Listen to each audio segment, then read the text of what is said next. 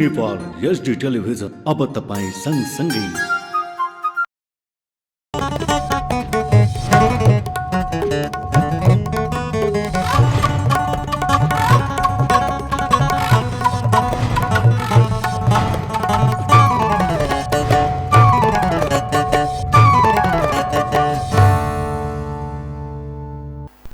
नमस्कार, जी नेपाल न्यूजमा यहाँलाई स्वागत छ। म खेमा जोशी। सुरु गरौं प्रमुख समाचारका शीर्षकहरूबाट। वन्यजन्तु संरक्षणमा नेपालले विश्वभर पहिचान राख्न सफल भएको प्रधानमन्त्री दाहालको भनाई। बाघको संख्या दोब्बर गर्ने लक्ष्य निर्धारित समय अगावै पूरा भएकोमा बधाई ज्ञापन। भ्रष्टाचारमा संलग्न जोसुकैलाई पनि कारबाही गरिने गृहमन्त्री श्रेष्ठद्वारा स्पष्ट। भ्रष्टाचार विरुद्धको अभियानमा सबैको साथ आवश्यक रहेको जिकिर। भिभिआइपी र भिआइपीको उपचारका लागि वीर अस्पतालमा सम्पूर्ण पूर्वाधार तयार रहेको स्वास्थ्य मन्त्री बस्नेतको भनाई। बेवारिस नागरिकले उपचार गर्न नपाएर ज्यान गुमाउने अवस्था नआउने धारणा। नाइजरमा भएको सैनिक विद्रोहको संयुक्त राष्ट्रसङ्घीय सुरक्षा परिषदद्वारा निन्दा। राष्ट्रपति बाजुमलाई निशर्त रिहा गर्न आह्वान। र इटालीलाई हराउँदै स्विडेन नकआउट चरणमा प्रवेश। स्विडेनद्वारा इटाली 5-0 गोल अन्तरले पराजित। अब समाचार विस्तारमा।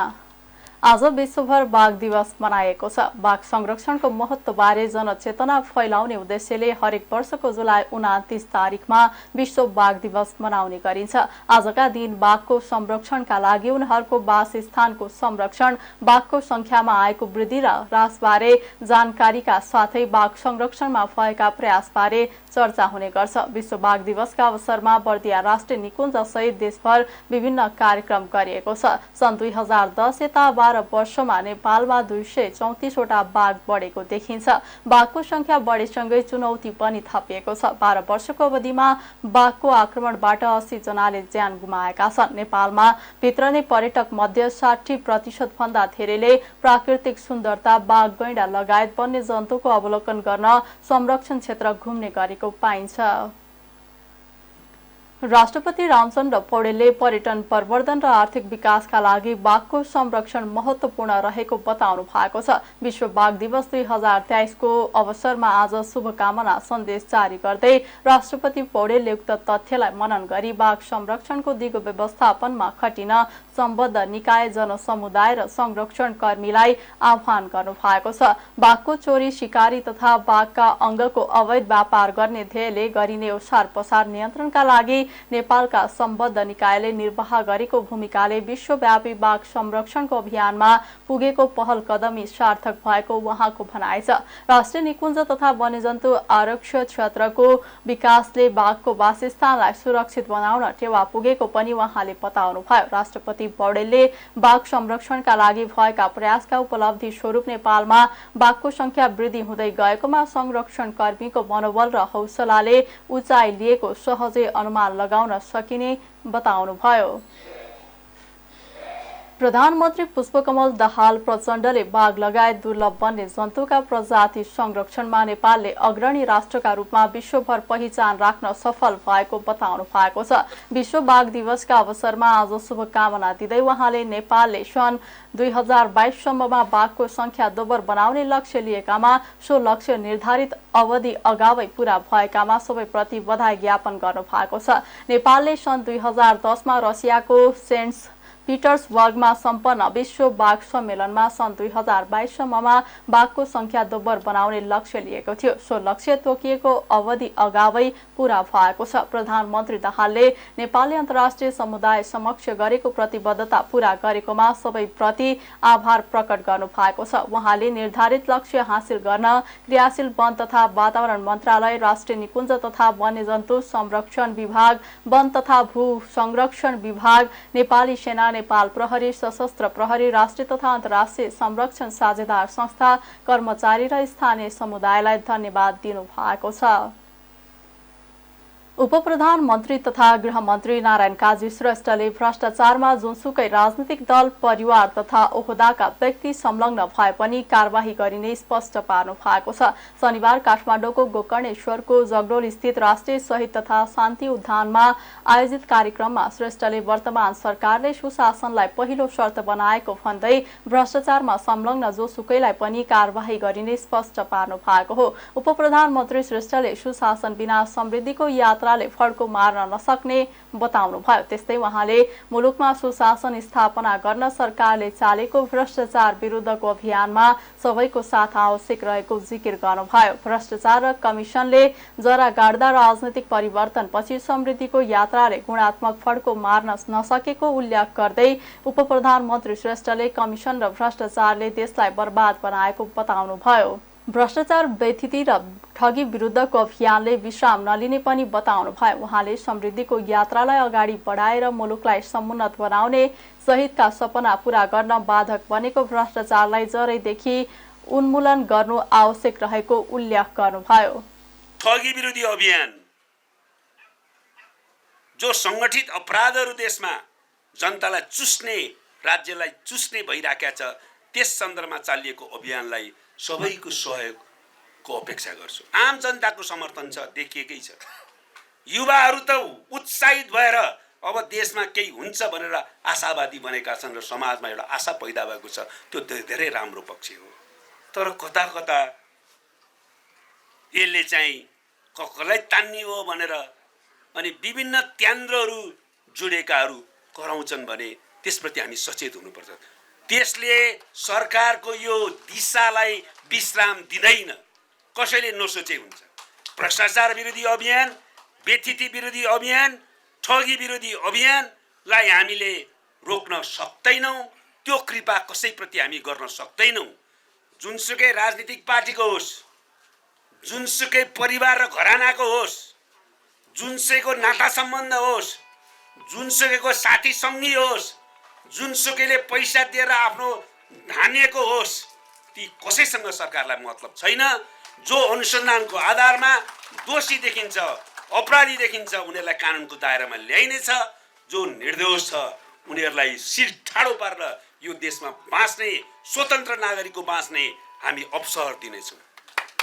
हामी निर्देशको सम्मानमा कहीँ आँच नहोस्, निर्दोषलाई कसैले तान्ने काम नहोस्। आनन्द साथ हाम्रा त दिन आए। यो देशमा सङ्घर्ष गरेर यो परिवर्तन ल्याएको त बल्ल हामीले आनन्दको सास फेर्न पायौँ भने वातावरण ती सारा जनता जो निर्दोष छन्, ती सारा नागरिक समाज जो निर्दोष छन्, ती सारा कर्मचारी वा सुरक्षाकर्मी वा राजनीतिक पार्टीका नेताहरू जो निर्दोष छन् तिनलाई अवसर दिनुपर्छ। जो अपराधी छन् तिनले त सजाय पाउनै पर्छ। यो समृद्धिको यात्रालाई अब पनि रोकिरहने हो भने देशमा गम्भीर कत्यावरोधको स्थिति पैदा हुन्छ र त्यसले देशलाई राम्रो गर्दैन। अराजकता र असफलताको दिशातिर हाम्रो देशलाई लैजान्छ। त्यो अवसर अब हामीलाई छैन।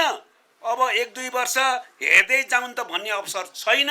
हामीले सुशासन स्थापित गर्न प्रभावकारी कदम चाल्नै पर्छ। जो सुरुवात गरिएको छ त्यसलाई टुङ्गोमा पुर्याउनै पर्छ र नेपाललाई समृद्धिको यात्रामा फड्को मार्नै पर्छ। त्यसको निम्ति सबैलाई म सहयोगको निम्ति अपिल पनि गर्न चाहन्छु। कार्यक्रममा उपप्रधानमन्त्री श्रेष्ठले उद्यानमा रहेको शहीद स्मारकको अवलोकन गर्दै शहीदप्रति माल्यार्पण गर्नुभएको थियो भने विभिन्न व्यक्तिहरूलाई सम्मान गर्नुभएको थियो। स्वास्थ्य मन्त्री मोहन बहादुर बस्नेतले भिभिआइपी र भिआइपीको उपचारका लागि वीर अस्पतालमा सम्पूर्ण पूर्वाधार तयार रहेको बताउनु भएको छ। शनिबार दक्षिणकाली नगरपालिका वडा नम्बर 1 चालनाखेलमा दक्षिणकाली नगर अस्पताल उद्घाटन गर्दै मन्त्री बस्नेतले वीर अस्पतालमा भिभिआइपी र भिआइपीको उपचारका लागि 15 जना चिकित्सक सहितको पूर्वाधार तयार गरिएको बताउनु भएको हो। उहाँले नेपालमै हुन नसक्ने उपचारका लागि विदेश जान चाहे त्यसको सम्पूर्ण खर्च आफैले बेहोर्नु पर्ने र राज्यले खर्च नबेहोर्ने स्पष्ट पार्नुभयो। आफू मन्त्रालयमा आएपछि गरिब तथा विपन्न र बेवारिस नागरिकको निशुल्क उपचार गर्ने व्यवस्था गरिएको उहाँले बताउनुभयो। मन्त्री बस्नेतले अब कुनै पनि गरिब तथा विपन्न र बेवारिस नागरिकले उपचार गर्न नपाएर ज्यान गुमाउने अवस्था नआउने धारणा राख्नुभयो। मन्त्रालयमा आएपछि 22 वर्ष अगाडि म राज्य मन्त्री भएर आएको थिएँ। अहिले आएपछि गरिब विपन्न निमुखा बेवारिसीहरूका लागि निःशुल्क रूपमा स्वास्थ्य उपचार गर्नुपर्छ जुन कुरा राज्यले संविधानमा उल्लेख गरेको छ। त्यो हिसाबले आजसम्म वीर हस्पिटलमा 700 र टोटल 16वटा सङ्घीय अस्पतालहरूमा 3523 बेड गरिब विपन्नका लागि हामीले निःशुल्क गरिसकेका छौँ। त्यसपछि आएर हाम्रो प्रदेशको स्वास्थ्य मन्त्रीज्यूसँग मेरो कुरा भएको छ। उहाँले पनि यो बागमती प्रदेशका अस्पतालहरूमा अस्पताल 3 किसिमका छन्। एउटा अस्पताल सङ्घीय अस्पताल, अर्को प्रादेशिक अस्पताल, अर्को पालिका स्तरको अस्पताल र सङ्घीय अस्पतालमा हामीले गऱ्यौँ। प्रादेशिक अस्पतालमा 2 नम्बर प्रदेशले जनरल बेडहरू निःशुल्क गरिसक्यो प्रदेशभरि। सबै प्रदेशमा जाँदैछु, देशका सबै प्रदेश प्रादेशिक अस्पतालहरूमा फ्री गराउने अभियानमा हामी लागेका छौँ। र अर्को साथसाथै यहाँ गरिब विपन्न निमुखा बेवारिसी बिरामीहरू कुनै हालतमा पनि उपचार गर्न सक्ने अवस्था, आर्थिक अवस्था रहेन भने ती बिरामीहरू अब उपचार नपाएर मर्न पर्दैन कसैले पनि। हामी जिम्मा लिन्छौँ, राज्यले जिम्मा लिन्छ। जुन कुरा म आएपछि घोषणा गरेको छु र अहिले हामीले गरि पनि रहेछौँ। र 10% प्राइभेट र सरकारी अस्पतालहरूमा गरिब र विपन्नहरूका लागि निःशुल्क उपचार गर्ने बेड छुट्याएको हुन्छ 10%। त्यो 10% आजसम्म कहिल्यै लागू भएन। म आएपछि त्यो लागू गरेको छु। जुन ठाउँमा लागू भएको छैन हामीलाई भने हुन्छ। मैले यदि लागू गर्नु भएन भने दर्ता खारिजसम्म जान्छु म भनेर भनेको छु र अहिले देशभरि लागू भएको छ। त्यसकारणले प्राइभेट अस्पतालहरूमा पनि 10% बेड उपचारसहित निःशुल्क भइसकेको छ। अनलाइन टिकटको व्यवस्था देशभरिका अस्पतालमा गरेका छौँ। भौतिक रूपमा उपस्थित भएर पनि अनलाइनबाट पनि त्यो अस्पतालले दिन सक्ने सेवाहरू वेबसाइटमा राख्ने व्यवस्था गराएका छौँ।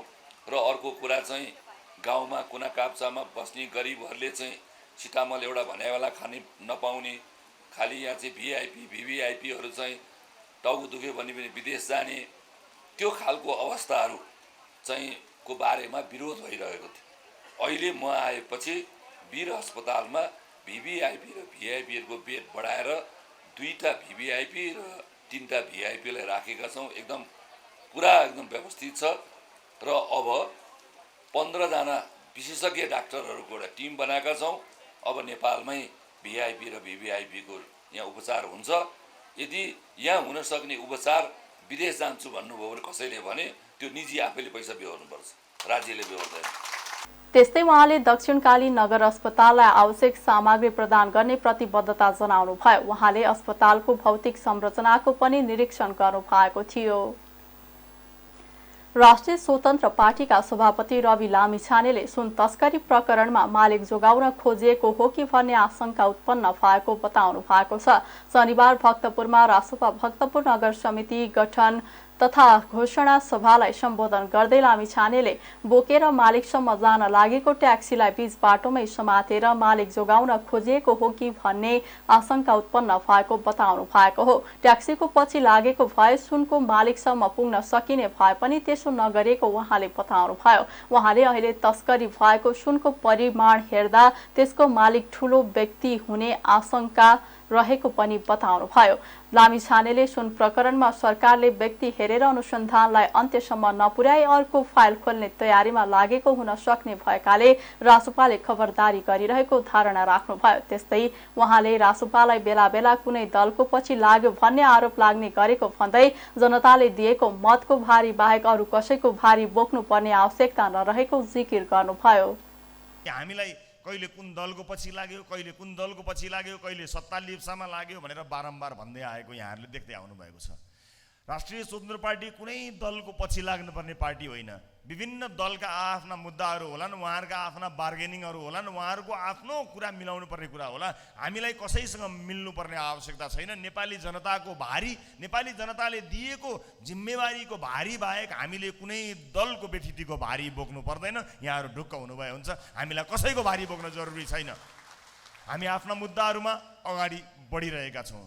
तर मलाई कहिलेकाहीँ अचम्म लाग्छ, यी दलहरू जो एकअर्काको अनुहार हेर्न मान्दैनथे, एकअर्कासँग महिनौसम्म बोलचाल गर्दैनथे, मुन्टो बटारेर हिँड्थे, भेटघाट त पर जाओस्, हाई हेलो नमस्तेसम्म गर्दैनथे। अङ्कमालको त पुरै भएन। राष्ट्रिय स्वतन्त्र पार्टी आएपछि यी बेला बेलामा भेटिरहन्छन्, चोचोमोचो मिलाइरहन्छन्, कुरा मिलाइरहन्छन्, खबर गर्दैनन्, एक्लै एक्लै बस्छन्। केही त पक्कै छ नि, केही त पक्कै छ। त्यो जेसुकै होस्, हामीले कुनै पनि राजनीतिक दलका पुराना फोहोरहरूलाई, त्यो भारीलाई बोक्नुपर्ने आवश्यकता छैन। कुनै पनि कालखण्डमा भएका भ्रष्टाचारको छानबिन होस्। सरकारले सुरुवात गरेको छ, सङ्केत देखिएको छ, तर मैले केही दिन अगाडि भने जस्तै सुरुवात गर्दै छाड्दै गिजोल्दै गर्ने काम सरकारले नगरोस्। हामी चेतावनी पनि दिइरहेका छौँ, खबरदारी पनि गरिरहेका छौँ। तर कुनै पनि कालखण्डमा सुरुवात गरेको कामको यदि अन्त्यसम्म सरकार पुग्छ, जरोसम्म सरकार पुग्छ भने हामीलाई विरोधका लागि विरोध गर्नुपर्ने केही पनि आवश्यकता छैन। हामी हेरिरहेका छौँ नजिकबाट सुनकाण्ड, क्विन्टलका क्विन्टल सुन आएको जुन विषय छ। हामीले भन्यौँ सरकारले चित्तबुद्ध जवाफ दिनुपर्ने भयो। सरकारले चित्तबुद्ध जवाफ दिएन भने हामी त्यसमा कुन ढङ्गले प्रतिकार गर्छौँ त्यसको लागि हामी कुरेर बसिरहेका छौँ। हामी हेरिरहेका छौँ नजिकबाट सरकारलाई। आश्चर्य लाग्दो कुरा छ, जुन भारी बोकेको ट्याक्सी बाटोमा समाइयो, त्यो ट्याक्सीले त्यो सुन त आफ्नो मालिकसम्म लग्थ्यो होला नि, त्यो गन्तव्यमा कहीँ जाँदै थियो होला।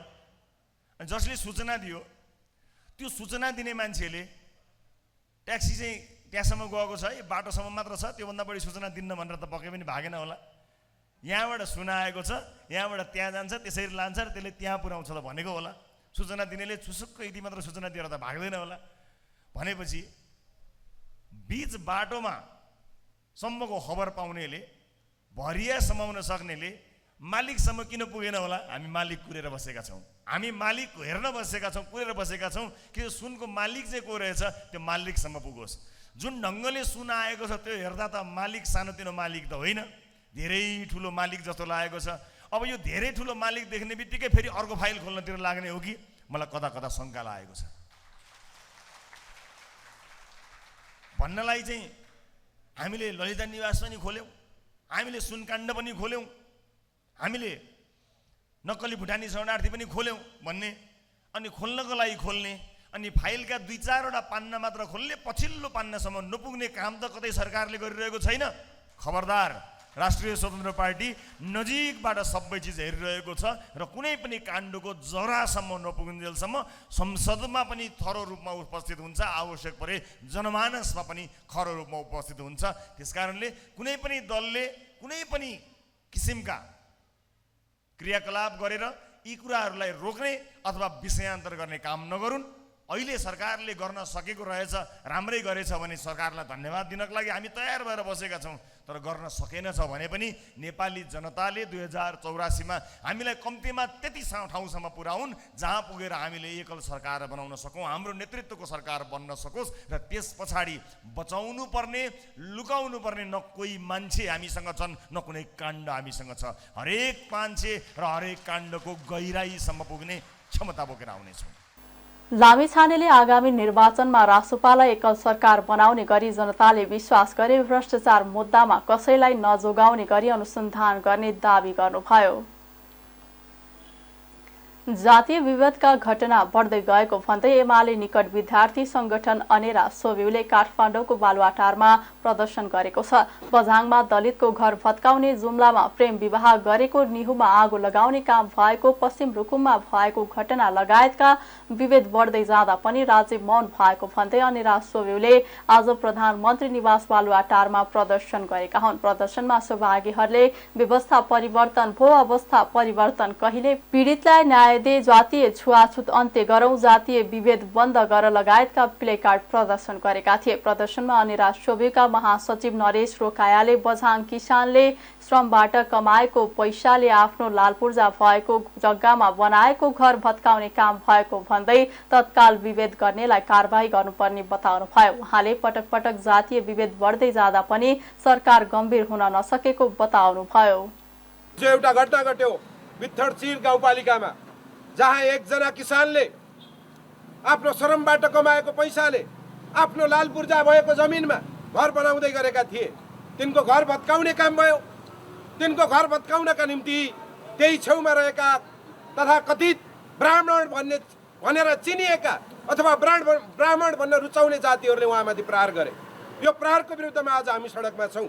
विषय यति मात्रै होइन, अलि अगाडि जुम्लामा एउटा प्रेम विवाह गरेको एउटा व्यक्तिको घरमा गएर त्यहाँका स्थानीय मान्छेहरू गएर त्यहाँका ठकुरी र छेत्रीहरू गएर आगो लगाउने काम भयो।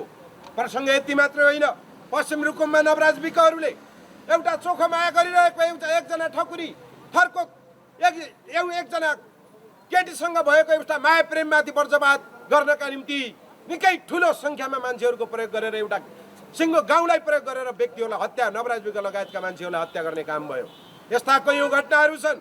कहिले काठमाडौँमा दिपा नेपालीहरू, कहिले रूपा सुनारहरू कोठा खोज्न गइरहँदाखेरि कोठा नपाएर घरबेटीको अपमान सहेर बाहिर आउनु परेको छ। यहाँको घटनाहरू ब्याक टु ब्याक यो देशमा घटिरहेका छन्। तर यो देशको अन्ध सरकार, यो देशको दृष्टिबिन सरकारले यस्ता घटनाहरू कहिल्यै पनि देख्दैन। यस्ता घटनाहरूका दोषीहरूलाई कहिले पनि कारबाही गर्दैन।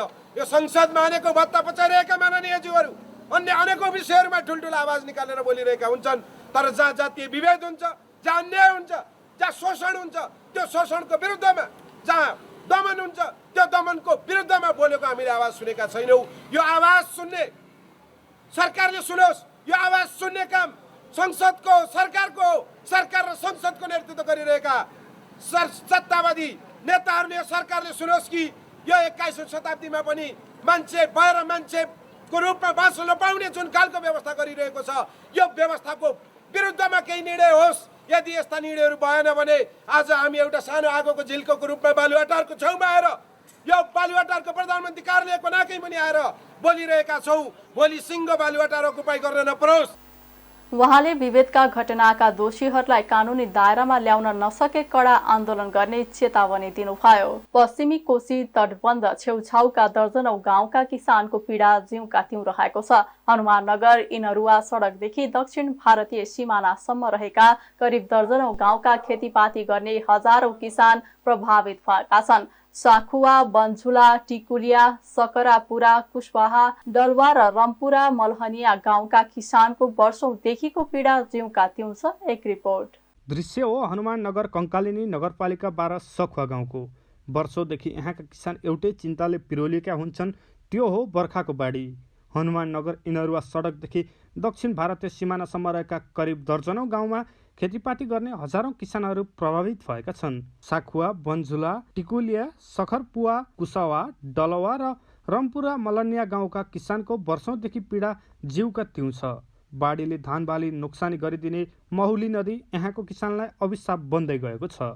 हनुमाननगर कंकालिनी नगरपालिका वडा नम्बर 10 देखि 14 नम्बर वडासम्मका कुसान महुली खोलाको बाढीले वर्षौंदेखि चिन्तामा परिरहेका वडा नम्बर 11 का वडाध्यक्ष साखिर खानले बताए। उनले गाउँ जोगाउन तिनै तहका सरकारको ध्यानाकर्षण गराउँदै निराकरणका लागि पनि अनुरोध गरे।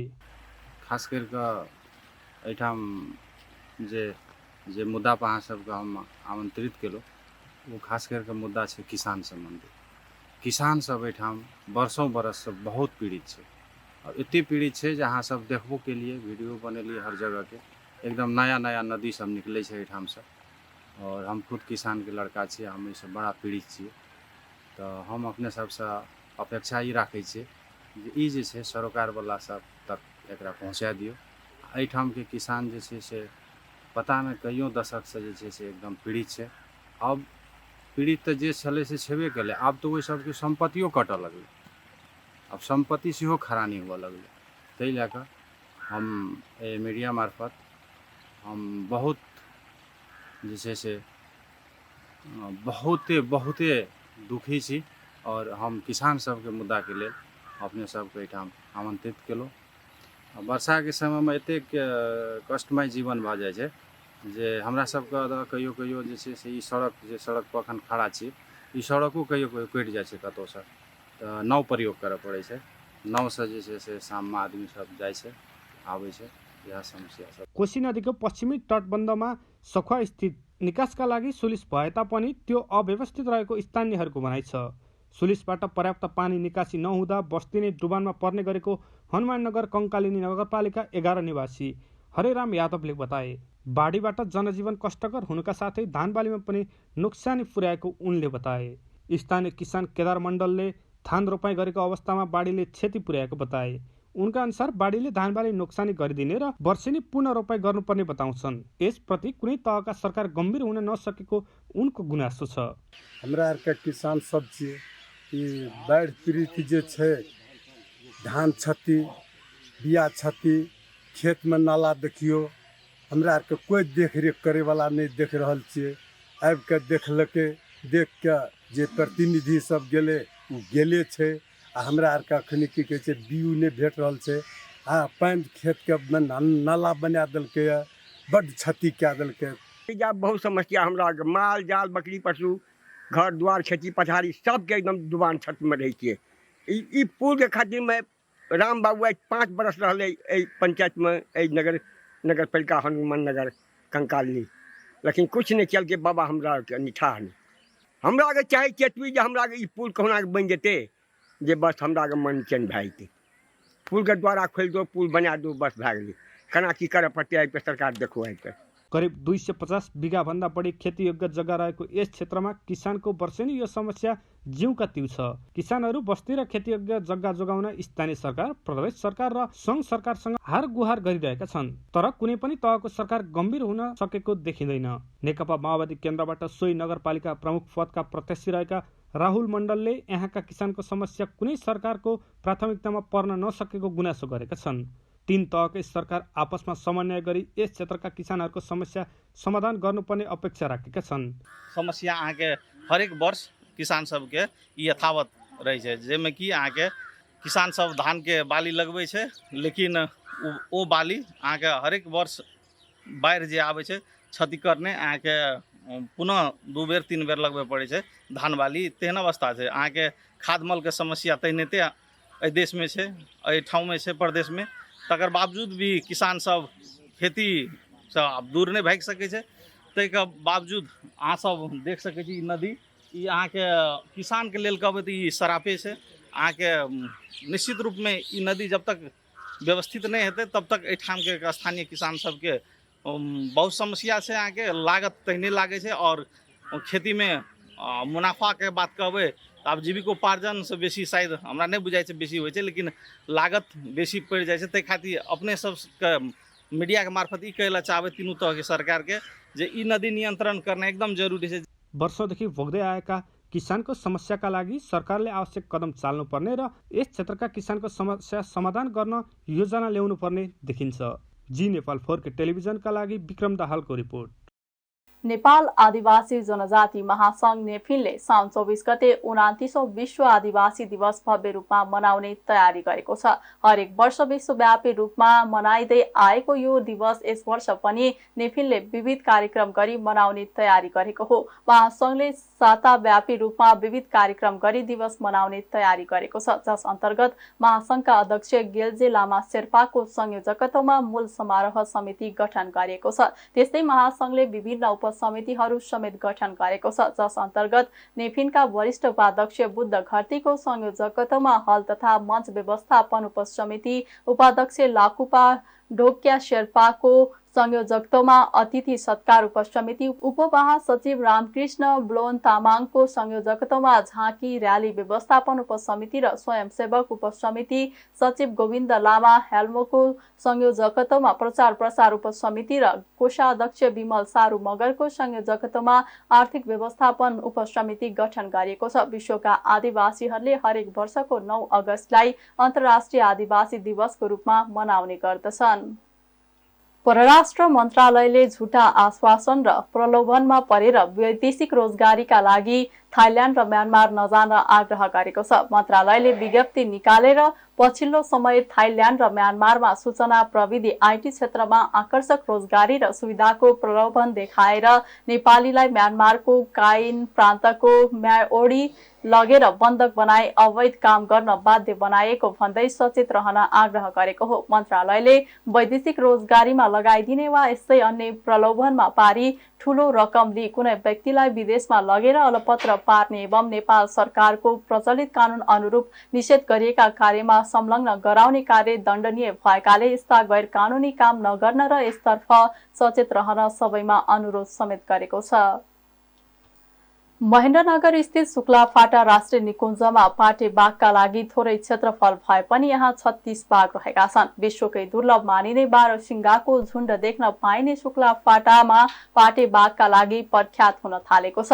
305 वर्ग किलोमिटर क्षेत्रफलमा फैलिएको यस निकुञ्जमा बाघका लागि पर्याप्त आहार, गुणस्तरीय वासस्थान लगायतको उचित व्यवस्थाले बाघको संख्या बढ्दै गएको निकुञ्ज कार्यालयले जनाएको छ। निकुञ्जका सहायक संरक्षण अधिकृत मनोज एयरले तराईका अन्य राष्ट्रिय निकुञ्जमा भन्दा शुक्लाफाटामा धेरै बाघ रहेको बताउनु भयो। शुक्लाफाटाभित्र रहेका ठूलो घाँसे मैदान, ताल तलैया र प्रशस्त आहारका लागि प्रजाति बढेसँगै बाघको संख्या पनि बढेको एयरले बताउनु भयो। उहाँका अनुसार निकुञ्जमा बाघको प्रमुख आहारका रूपमा बारहसिंगा, रतुवा, चित्तल र बँदेल रहेका छन्। उहाँका अनुसार निकुञ्ज क्षेत्रमा चौधर, स्याली र महाकाली नदी छन्। चौधर नदी यहाँका वन्य जन्तुका लागि प्यास मेटाउने प्रमुख पानीको स्रोत रहेको निकुञ्जले जनाएको छ। पछिल्ला केही वर्ष यता शुक्लाफाटा राष्ट्रिय निकुञ्जमा चोरी शिकारी नियन्त्रण भई आहार प्रजातिको उपलब्धता भएकाले बाघको संख्या 4 वर्षमा दोब्बर पुगेको राष्ट्रिय प्रकृति संरक्षण कोषको शुक्लाफाटा संरक्षण कार्यक्रम प्रमुख लक्ष्मीराज जोशीले जानकारी दिनुभयो। जोशीका अनुसार निकुञ्ज प्रशासन, नेपाली सेना र मध्यवर्ती क्षेत्रका उपभोक्ता समिति निकुञ्ज संरक्षणमा लागेका छन्। निकुञ्जमा सन् 2013 को गणना अनुसार 17 बाघ रहेकामा सन् 2022 को गणनामा यो संख्या बढेर 36 पुगेको हो। निकुञ्जको वरिपरि मानव बस्ती भए पनि बाघ र मानव बीच द्वन्द्व नरहेको निकुञ्ज कार्यालयले जनाएको छ। शुक्लाफाटा राष्ट्रिय निकुञ्जमा सन् 2008 देखि स्वचालित क्यामेरा प्रविधिबाट बाघ गणना तथा अनुगमन भइरहेको छ। पहिरोका कारण बन्द भएको नारायणगढ मुगलिन सडक खण्ड दुईतर्फी खुलेको छ। बिहान काली खोलामा पहिरो खसेपछि सडक अवरुद्ध भएको थियो। जिल्ला प्रहरी कार्यालय चितवनका प्रवक्ता प्रहरी नायब उपरीक्षक विजयराज पण्डितका अनुसार बिहान 7 बजे इच्छा कामना गाउँपालिका 6 काली खोलामा पहिरो गएको हो। पहिरो पन्छाएर 9 बजेदेखि सडक खुलेको थियो। त्यसपछि केही बेर सञ्चालन भएर बन्द भएको सडक केही बेर अघि दुईतर्फी खुलेको सडक डिभिजन कार्यालय चितवनले जनाएको छ। पहिरोका कारण नारायणगढ मुगलिन सडक पटक पटक बन्द हुँदै आएको छ। संघीय राजधानी काठमाडौँको लाइफलाइन मानिएको यो सडकमा दैनिक औसतमा 10,000 गाडी आउजाउ गर्ने गर्छन्। अब अर्थ समाचार। यो साता नेपाल स्टक एक्सचेन्ज नेप्सेमा 37 अङ्कको गिरावट आएको छ। साताको पहिलो कारोबार दिन आइतबार एकै दिन 63 अङ्कले बढेको नेप्से परिसूचक त्यसयता भने निरन्तर घटेको हो। 5 कारोबार दिन मध्ये आइतबार बाहेक अन्य सबै दिन परिसूचक घट्यो। केन्द्रीय ब्याङ्कले आइतबार मौद्रिक नीति सार्वजनिक गरेको थियो। उक्त मितिमा नेप्से परिसूचक 63 अङ्कले बढेर 2227 अङ्कको बिन्दुमा पुगेको थियो। त्यसपछि सोमबार 26 अङ्कले घटेको नेप्से मंगलबार 36 अङ्कले र बुधबार 8 अङ्कले घटेको थियो। यस्तै बिहिबार परिसूचकमा 29 अङ्कको गिरावट आएको थियो। सँगै यो साता 37 अङ्कको गिरावट सँगै नेप्से परिसूचक 2126 अङ्कमा आइपुगेको हो। यसैगरी यो साता नेप्सेमा कारोबार रकम भने बढेको छ। गत साताको तुलनामा यो साता कारोबार रकम बढेको हो। साता भरमा 16 अर्ब 90 करोड रुपैयाँ बराबरको शेयर किनबेच भएको छ, जुन अघिल्लो साताको तुलनामा 2 अर्ब बढी हो। नेपालबाट गत आर्थिक वर्ष 2079-80 मा 7 अर्ब 70 करोड रुपैयाँ भन्दा धेरैको अलैँची निर्यात भएको छ। भन्सार विभागको तथ्याङ्क अनुसार गत आर्थिक वर्षको साउनदेखि असारसम्मको अवधिमा उक्त मूल्य बराबरको अलैँची निर्यात भएको हो। यस अवधिमा नेपालबाट 93,86,000 किलोग्राम अलैँची निर्यात भएको छ। अघिल्लो आर्थिक वर्ष 2078-79 मा नेपालबाट जम्मा 4 अर्ब 81 करोड 34 लाख रुपैयाँको अलैँची निर्यात भएको थियो। उक्त अवधिमा नेपालबाट 53,67,000 किलोग्राम अलैँची निर्यात भएको थियो। अघिल्लो आर्थिक वर्षको तुलनामा गत आर्थिक वर्षमा 2 अर्ब 89 करोडले अलैँचीको निर्यात बढेको हो। नेपालबाट विश्वका 4वटा देशमा अलैँची निर्यात हुने गरेको छ, जसमध्ये सबैभन्दा धेरै भारतमा 7 अर्ब 68 करोडको अलैँची निर्यात भएको तथ्याङ्क छ। यस्तै पाकिस्तानमा 1 करोड 90 लाख रुपैयाँको अलैँची निर्यात भएको छ भने इटालीमा 10 लाख, जर्मनीमा 6 लाखको अलैँची निर्यात भएको छ। अब अन्तर्राष्ट्रिय समाचार। संयुक्त राष्ट्रसङ्घीय सुरक्षा परिषदले नाइजरमा बुधबार राति भएको सैनिक विद्रोहको निन्दा गर्दै राष्ट्रपति मोहम्मद बाजुमलाई निशर्त रिहा गर्न आह्वान गरेको छ। परिषदका सदस्य देशको आजको बैठकले राष्ट्रपति बाजुमका परिवारका सदस्य र उहाँको सरकारका सदस्यको सुरक्षामा गर्नुपर्नेमा जोड दिएको छ। असंवैधानिक ढंगले भएको सरकार परिवर्तनको नकारात्मक प्रभावले आतंककारी गतिविधिमा वृद्धिका साथै बिग्रेको सामाजिक आर्थिक अवस्थाप्रति बैठकले चिन्ता व्यक्त गरेको छ। बैठकले संवैधानिक व्यवस्थाको पुनर्स्थापनामा जोड दिँदै अफ्रिकी देशको आर्थिक समुदाय, अफ्रिकी संघ र संयुक्त राष्ट्र संघद्वारा गरिएका प्रयासप्रति समर्थन जनाएको छ। नाइजर सेनाको एक टोलीले राष्ट्रिय टेलिभिजनबाट विद्रोहको घोषणा गर्दै राष्ट्रपतिलाई अपदस्थ गरेको दावी गरेको छ। राष्ट्रपति मोहम्मद बाजुमलाई बुधबार बिहानैदेखि सेनाले पक्राउ गरेको छ भने देशको संविधान विघटनका साथै सबै संस्था निलम्बन गरेको घोषणा पनि गरेको छ। अब खेल समाचार। इटालीमाथि सजिलो जित निकाल्दै स्विडेनले वुमेन्स वर्ल्ड कप 2023 को नकआउट चरण यात्रा निश्चित गरेको छ। समूह जीबाट अन्तिम 16 मा प्रवेशका लागि स्विडेनले प्रभावशाली 5-0 को जित निकालेको हो। यो नतिजापछि स्विडेनको 6 अङ्क भएको छ। 2 खेल खेलेको स्विडेन समूहको शीर्षमा छ। त्यसपछि इटालीको 3 अङ्क छ। बाँकी 2 टिम दक्षिण अफ्रिका र अर्जेन्टिनाको समान 1-1 अङ्क छ। लगातार दोस्रो जित निकाल्ने क्रममा स्विडेनका लागि अमान्डा इल्सेटेलले 2 गोल गरिन् भने रोल्फी ब्ल्याक टेनिस र ब्लोमी क्विस्टले 1-1 गोल गरे। खेल समाचार सँगै हामी जी नेपाल न्यूजको अन्त्यमा आइसकेका छौं। जाँदा जाँदै प्रमुख समाचारका शीर्षकहरू पुनः एकपटक। वन्यजन्तु संरक्षणमा नेपालले विश्वभर पहिचान राख्न सफल भएको प्रधानमन्त्री दाहालको भनाई। बाघको संख्या दोब्बर गर्ने लक्ष्य निर्धारित समय अगावै पूरा भएकोमा बधाई ज्ञापन। भ्रष्टाचारमा संलग्न जोसुकैलाई पनि कारबाही गरिने गृह मन्त्री श्रेष्ठद्वारा स्पष्ट। भ्रष्टाचार विरुद्धको अभियानमा सबैको साथ आवश्यक रहेको जिकिर। VVIP र VIP को उपचारका लागि वीर अस्पतालमा सम्पूर्ण पूर्वाधार तयार रहेको स्वास्थ्य मन्त्री बस्नेतको भनाई। बेवारिस नागरिकले उपचार गर्न नपाएर ज्यान गुमाउने अवस्था नआउने धारणा। नाइजरमा भएको सैनिक विद्रोहको संयुक्त राष्ट्रसङ्घीय सुरक्षा परिषदद्वारा निन्दा। राष्ट्रपति बाजुमलाई निशर्त रिहा गर्न आह्वान। र इटालीलाई हराउँदै स्विडेन नकआउट चरणमा प्रवेश। स्विडेनद्वारा इटाली 5-0 गोल अन्तरले पराजित। प्रमुख समाचारका शीर्षकसँगै अहिलेका लागि जी नेपाल न्यूज सकियो। ताजा समाचार र मनोरञ्जनका लागि जी नेपाल 4K टेलिभिजन हेर्दै गर्नुहोला। नमस्कार।